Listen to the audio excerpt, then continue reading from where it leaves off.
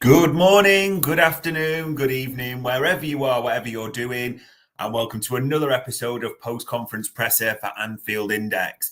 It was another early one, wasn't it, up at the AXA for Arne's slot, ahead of a massive game against Nottingham Forest. This is first versus third. I didn't think a lot of people would be saying that at the start of the season, would it?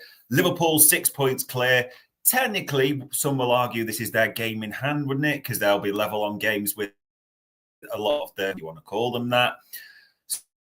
So there is so much to talk about. I'm your normal host, Dave Davis, coming to you from a dark and dreary. It's not as cold, Edinburgh. It's just one of them when it's like you can have the lights on almost at 10:30 in the morning, which is depressing in a way. But who gives up about that? Because it is all about Liverpool. It's all about the normal stuff, people. What Arne Slot was asked, what he said, the clues from the last game. And I think there's a few you can deduce from the Accrington one as well. It's important to say, looking at the threats that Forest will bring and anything else that's relevant. And then as normal, I will give my starting lineup, predicted score and scorers. It's a bit of a nervous one, so to speak. It's a big week, and the result, I think, will define how this week goes a lot for us. But let's get into it straight away. What was Arne Slot asked? What did he answer? So the first question was asked by Vinny O'Connor at Sky was around team news. We liked this,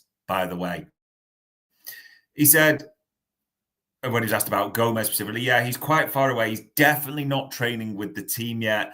And Darwin is suspended. So those are the two we'll miss tomorrow. Now, someone's probably going to be saying, hold on, why is that good news? The reason that is good news, there was quite a few suggestions, and I'll be honest, quite a few of us had it at Anfield Index, that Ibu was in the lineup for Accrington, then wasn't all of a sudden. So there's questions then. Is it illness? Is it injury? You know, what's gone on there? And people will speculate on this. To be honest, it doesn't really matter. Arne Slot has confirmed that only Gomez and a suspended Nunes will miss this game. So essentially, Liverpool can name a full strength team for this one. So very happy about that. And especially when you look at others and you think of Arsenal especially, don't you? All their injuries like Saka, Ranieri, and then Jesus goes off last night as well. So yeah, to have those available is massive for us. He's then asked about, is this decisive moment in the season because of the games, how far away you are? And it's obviously referencing what he said about the table before. He said, I've always said the table best halfway through the season, and that moment is here. If Forest is up there with us and all the others, they're definitely in a team that's in competition with us and deserve to be treated like this. It will be a difficult challenge tomorrow. It most certainly will be a difficult challenge tomorrow. Like, let's not mince any words at all. If we look at the table that's popped up on the screen there, I mean, like us, they've only conceded 19 goals. They actually, in their last 5, are in better form than us as well. As you can see, they've won 5 on the spin. And more importantly, if you look at the 5 they've won on the spin, they are not giving up any goals. In fact, to be honest, only shipped 1 goal in their last 5 games. You've got to give Forest full respect on this. This will not be easy at all. Goal ratio saying that, yeah, every game is important if you want to win. No doubts about it at all. Goal ratio, I completely agree with that. And you've heard Liverpool players on a slot talk about game at a time, which is absolutely the right thing to say. However, this feels massive, doesn't it? This feels like it could break the spirit of rivals somewhat as well. So it is a huge game. I don't think you can undersell that. And that was naturally a bit of the tone, if you want, with the questions that were coming through. Because Arne Slot was then asked, do you owe them one based on what happened? And he said it showed how good of a team they were leading up to that game because they'd drawn 2 and won 1. In general, whenever Liverpool loses a home game, people don't expect it. And I also saw the stat that day that Virgil had played 100 home games for Liverpool and only lost 1. So to lose that one was very hard for me to take.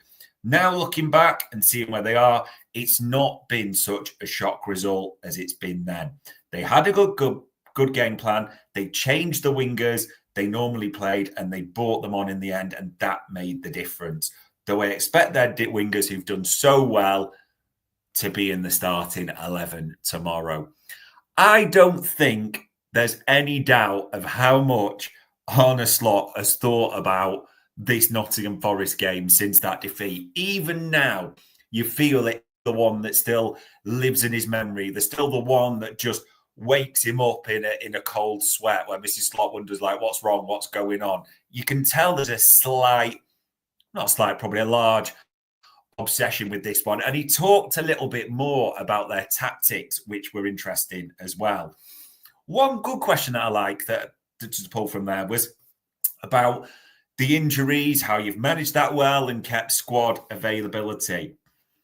How did he answer this one? He said, but yeah, that is also at this moment. In 2 weeks or 2 months, things can be totally different. It's definitely helpful, though, for every manager to have all your players available.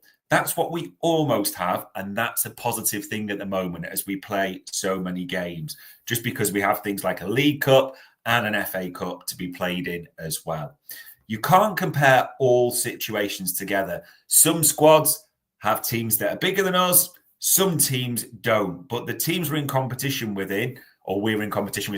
would love to have all their players ideally available. Let's hope almost all of them, like we have now, can continue going like this. That was a good analysis for me, and you can tell who he's referring to at the same time as well. Let's be completely honest. Chelsea, they've got a ginormous squad. We know that. I mean, there's players just not wanted on loan, etc. So there's that factor. Arsenal, they'd love to have more players available. It is not by chance, not for 1 second. And the shout out obviously has to go to Ruben Peters, the S&C department, the medical side, everyone involved in that of player availability. Now, I think people confuse the two because I know people are saying at the moment that the likes of Grav, Matt, just starting to look a little bit tired. And there's no doubt about that. It does seem, actually, I'm saying that it seems, it is a fact that we have multiple players on course to break their record minutes per season. So there is a slight concern on that. I get that. Will they sort of last the pace? There's the PTSD almost from last season a little bit, is there? But at the same time, you do have to praise Slot, Peters and all the rest for the availability. And touch wood, as I'm doing, fingers crossed, that does continue more than ever. Now, he was also asked about the youngsters and how good that was for Saturday. And it was a short answer, but I liked it. He said, it's very important for every club, but especially this club. It's always brought talent through the ranks. And it's nice to see a few youngsters having impact in our training sessions, but also Jayden scoring, Rio having a good game, with Trent then assisting Federico for the goal. It's nice as it gives good energy in the building if academy players train with us and do well. I like that phrase, good energy in the building. And it gives a good energy to the fan base as well, doesn't it? There's a lot of us thinking, and there's a long way to go for a lot of these players. Let's say that in context, first of all. And you cannot get uber carried away about a victory over Accrington Stanley, with the greatest respect, in League Two in the third round of the FA Cup at home. But Jayden Danns knows where that goal is, doesn't he? Jayden Danns just seems to have an instinct, doesn't it? A composure, almost a swagger in the best possible way at the right time. Rio Ngamoa, the stardust in them feet, he finds it very easy just to sort of slide, move back and forth, isn't it? And just beat a player almost with ease, I would say. So he's got quality. Young Trey Ione, it obviously came on late. He didn't get too much of a mention. But as we've seen in the Carabao quarter-final, there is something special about that kid. When that kid is on the field, not for 1 second is he playing like a 17-year-old. Liverpool have some little gems, don't they, at the moment? Let's just hope they get polished up and we see more of them in the future. But I like the way you phrased that, Arne Slot. There is good energy in the building over these guys. Now, I said he's obsessed about Nottingham Forest.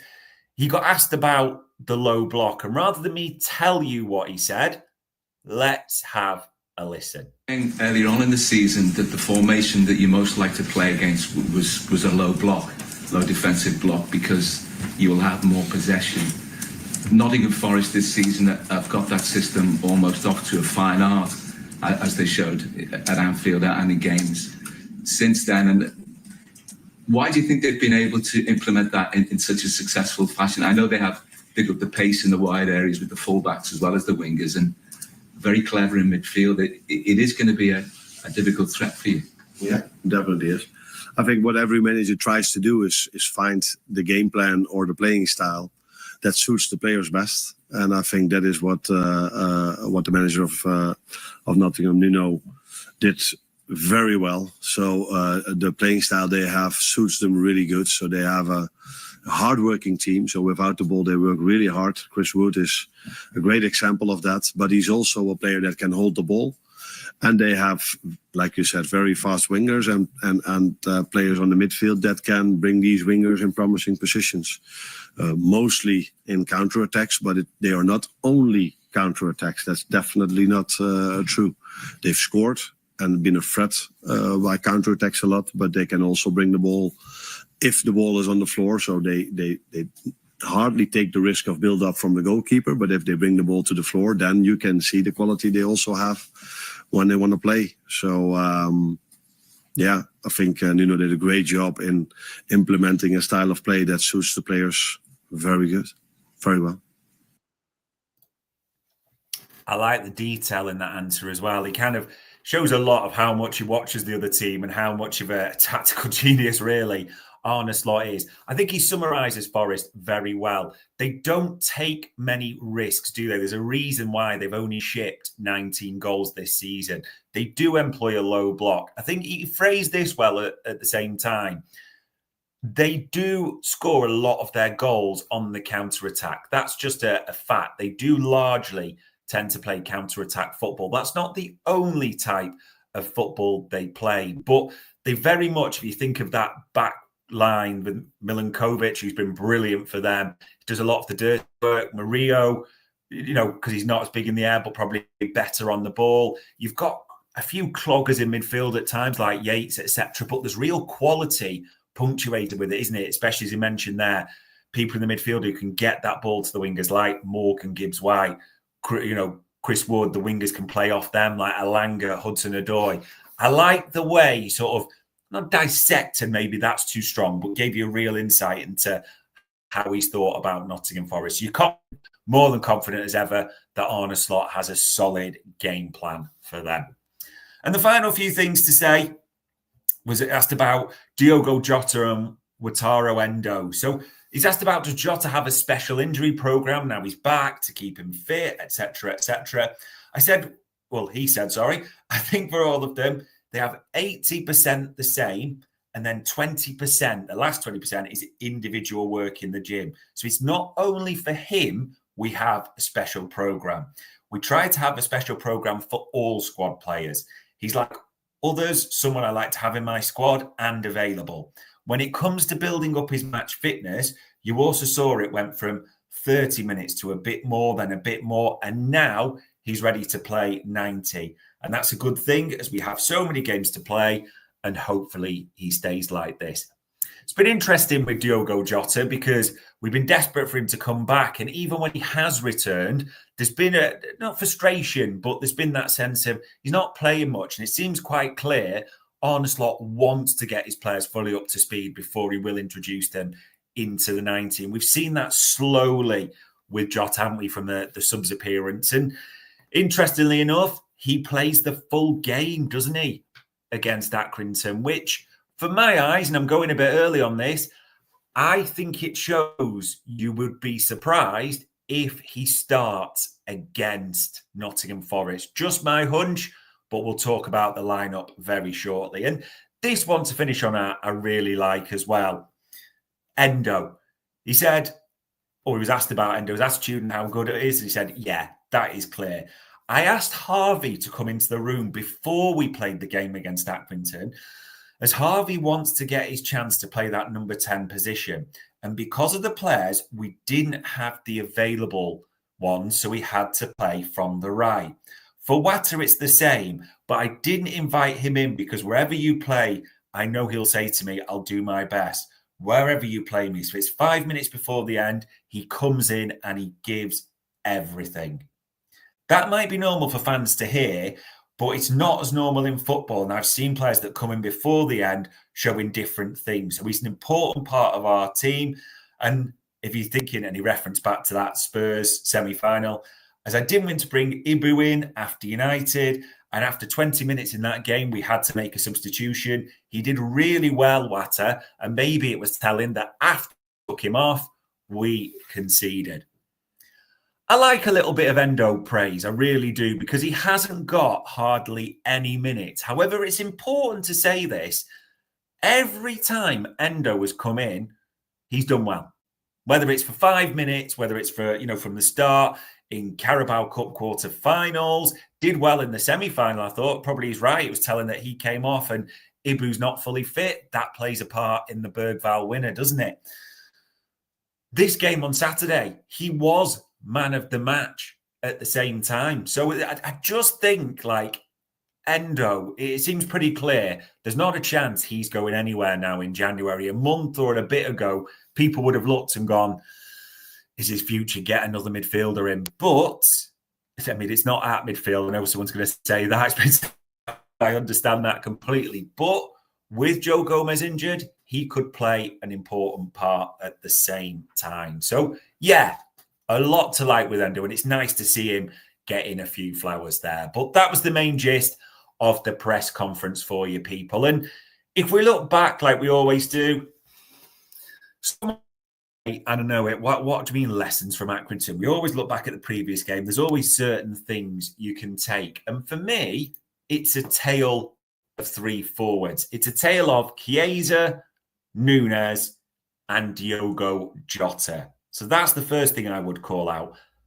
Got an unfortunate pause on his face there. So let's have a listen to what Diogo Jota said after this game. I hope he enjoyed it and he'll only get better. He trains a lot with the first team, doesn't he? To do that at the age of 17 is a big day, though. Yeah, it's a special day for him. Like I said, he's been with us, but competing is always a bit different, especially here with the full crowd, and obviously remarkable moment for him, and he will remember forever. Federico getting his goal as well. He tried and tried again, hit the post, and obviously scored at the end. It looked like a popular goal, that as well. Everybody was around him when he scored it. Yeah, everyone is very happy for him. Obviously, he didn't have much game time since he arrived, but we can see every time he's on the pitch, he looks dangerous. He can score, and luckily for him and for us, he did that today. And another one to build up. I hope he enjoys. Yeah, so it really is a tale of three forwards. I mean, Diogo Jota scored his goal, didn't he? He likes them in the cup, a typical Jota-style finish, which is great. That puts him for this. And if we can just keep him fit, praise be to Jesus and all that, he can be such an important player for us. Right? You know that. He is something a bit different to what a lot of teams have. And also, there's a nice personal moment for him when he has the captain's armband. And you forget he is 28. He is one of the senior forwards, probably after Mo Salah. You would argue the next senior forward. So he is such an important player. Chiesa. Hardly seen him. Almost been a bit like the Kaiser Soze of Liverpool recently. But when we see him, he has an impact, doesn't he? I mean, it was a great goal. Really good goal, wasn't it? It was a proper golazzo, as they say. Strike in off the post, the bottom corner. And at the same time, he'd hit the post before with a few save. He'd looked dangerous. And even that Carabao Cup quarter against Southampton at 1 or 2 cleared off the line as well. He looks a threat. I think the thing you can take from those two is if you keep them fit, and it's a big if, and it's a touch wood, and it's praying and everything like that, I do believe they can have an impact. Jota on a far more senior level, no doubts about that. But even as relief for Mo Salah at times, even as an option possibly from the bench, something different, I think he can have a real impact. So there's positives there for 2. I said it was a tale of 3, and the tale just doesn't get any better for Darwin Núñez, does it? It really doesn't. It's a horrible miss. It's a nice assist, but it's a horrible miss. He just looks beaten a little bit is the word I would use. And Robbie Fowler was quite honest about him, saying he doesn't look like a Liverpool player, and people jumped on him that way. He's just being honest about the sample size of what we've seen. Now, if Darwin does stay until the end of this season, and there is a lot of rumours, isn't there, about whether he'll go, Saudi interest, etc., he can still play a part. But throw your comments in. It'll be interesting to see. Is Darwin now the 6th choice forward? Has Chiesa moved up the rankings in that? People will say that's uber harsh. Just me posing the question there realistically more than anything else. But if everyone is fit, and I know that's a big if, you've got some debates who you want on the left. The middle, probably Jota most people would want. People will like largely what Diaz has done at times there, but more of an option. Even in the middle, as we've seen him on the few occasions, be an interesting one to think about. The only other one really to talk about is, as we mentioned, the youngsters. There is a talented bunch. Now, the one I really want to call out a little bit separately from the rest is Jayden Danns, because Jayden Danns looks lively. He gets another goal. I mean, that's 3 senior goals already, isn't he? All in the FA Cup, the 2 against Southampton, the 1 against Accrington. And I can see people already clamouring for this kid, saying he's got to get more first team minutes. You know, he's better option than Núñez and all this. I think Jayden Danns is a real talent. But there's 2 things to this for me. Number 1, the sample size is minute. And yes, first team football, I think at somewhere like a championship club, just to play more men's football. I mean, you saw his attitude after. He's humble, he's working hard. I do think the next step for him is to get first team football. There's absolutely nothing he's going to get more from under 21 rather than fitness. He's above that level. You want him to take the next step. I just don't think at the moment 6 senior forwards in front of him, and I know we've talked about if you believe in more in him than Núñez, etc., but I don't think it's there for him at the moment. Plus, let him go somewhere where he can make a few mistakes as well, learn his trade, as they say. So I would like to see Jayden Danns get a loan. No 2 ways about it. But yeah, that was the sort of Accrington lessons. And Forest, as we've talked about their threats, I mean, just in case you missed it, they have shipped 1 goal in their last 5. They don't score that many, 29, but they really don't concede many. If you look, they're with us and Arsenal as the best defences in the Premier League. When you look at their squad as well, now normally we talk about threats. Milinkovic, he will be a threat from set pieces, 9 clean sheets. He will be difficult. He is one to keep an eye on at set pieces. Morgan Gibbs-White, fabulous player. You can see and tell why Liverpool have been linked and have an interest in him. 7 goal contributions in 16 games, 6 big chances created. Really athletic, but good on the ball. Some England international now, some refinement needed to his game. I wouldn't mind seeing that at us, I have to be honest there. So, yeah, a real talent. Hopefully he drops a stinker in this one. The wingers we know about, but Chris Wood in the form of his life, isn't he? I mean, that's insane. 20 appearances, 12 goals in the Premier League. And to be fair to him, different types of goal. He's not just a heading merchant or anything like that. Really different types of goal from Chris Wood as well. So when we talk about Nottingham Forest, this will be an incredibly difficult game tomorrow night. 6 points behind. I mean, they are desperate to do the big upset. And the result, people will talk about performance, but it's result ultimately that will determine your mood for the week ahead.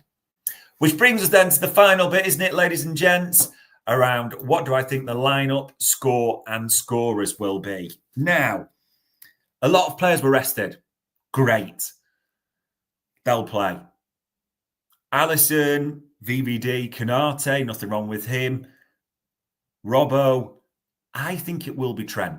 I think it was telling that Trent got taken off after 60 minutes. I think a lot of people read Saturday as, oh, it's Trent. Is he now the second choice? Is Bradley? No. Arne Slot said afterwards that he couldn't risk Conor Bradley because of the travel home, the worry about hamstring and just coming back. So Trent was the only available option. He played 60. So Trent is going to start this one. In the midfield, it's going to be Gravenberch. Mac didn't play a single minute. Mac was just trying to keep warm on the bench, wasn't he? The final midfield spot. Now, I'm going to be honest, because I don't want to be disrespectful to Curtis Jones. I don't think he's been on top form the last few games. I really want to see Dominic Szoboszlai start this one. I think he is so important to this system for Liverpool. He really is, especially away from home, pressing, and he looked lively in the sort of 60 minutes or so we had on Saturday, didn't it? It felt like a nice tune-up. Curtis then from the bench would be it for me. Throw in your comments, be honest about how you see it, but I am really keen to see Szoboszlai. Now, I would have also been keen personally to see Diogo Jota start this one. When we did Stat Me Up, me and Barts, we talked and looked at they don't give up many shots and many chances, and you might only get one or two. And probably Diogo Jota is naturally a player that you'd like them to fall to. However, he plays the full 90 minutes in this, doesn't he? Which makes me think it's Gakpo on the left, Diaz is almost a false nine to combat Forest and how they'll sort of flood the midfield, and Mo Salah on the right. That is the lineup I am going for in this one. I think it's going to be super tough. I think it's going to be super difficult. However, rightly or wrongly, I do think we win this. I do think we win this. And I know they've only conceded one goal in their last 5 games, but I believe it's 2-1 and Mo Salah is on the score sheet. It was a funny one here last season, wasn't it? That 1-0 very late Nunes header. Darwin suspended, so he obviously can't be involved at all. But yeah, 2-1 for me. Salah on the score sheet. And there's still real options for the bench with Nunes suspended if it is that lineup. Jones, Chiesa, Jota. So we'll always be in it. But it really is 3 levels to this. A loss is a disaster. It's really bad and it brings other teams into it. It brings heart to other teams. A draw isn't bad because it's a 7-point gap over Arsenal and Forest. A win's erotic. Highly erotic. I mean, to be 9 points clear, level on games with Arsenal, like some chat, it just breaks the spirit, I would say, of everyone around us. I mean that sincerely. I think it's big. If we can go 9 points clear and win, it is red panty moment, isn't it? No 2 ways about it. We will see, though. We'll see what it brings. We'll see what happens. Tuesday night, tomorrow, Liverpool will play Nottingham Forest away. I think it's on BT if you're in the UK. Obviously, wherever you are in the rest of the world, it will be what it will be. But for another time, on Monday, the 13th of January, that was another post-conference presser.